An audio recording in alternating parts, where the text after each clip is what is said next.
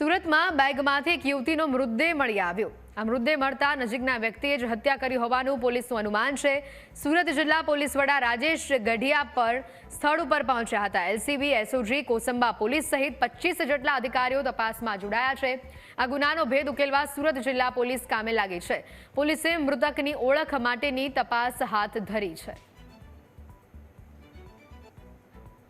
Public દ્વારા પોલીસને phone આવેલો કે એક ડેડ બોડી બેગમાં પડેલી છે, જેથી તાત્કાલિક પોલીસ મોકલી આપેલી અને પ્રાથમિક તપાસ કરતા આ એક અજાણ્યા મહિલાની ડેડ બોડી, જેની ઉંમર આશરે 25 વર્ષ છે અને તેના કોઈ ઈજાના નિશાનો મળેલા નથી, પણ મોઢું કાળું પડી ગયેલું છે।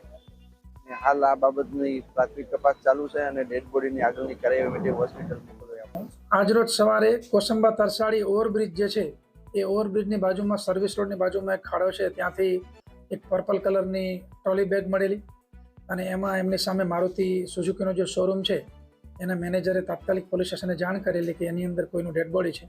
પોલીસ તાત્કાલિક પહોંચેલા તો એમાં 20 થી 25 વર્ષની આશરે ઉંમર હશે એવી એક મહિલાની ડેડ બોડી છે, જેના હાથ ઉપર એસ વચ્ચે દિલ દોરેલું છે અને કે મતલબ કે છે, દિલ છે અને એસ છે એ પ્રકારનું ટેટુ ચિતરાવેલું છે।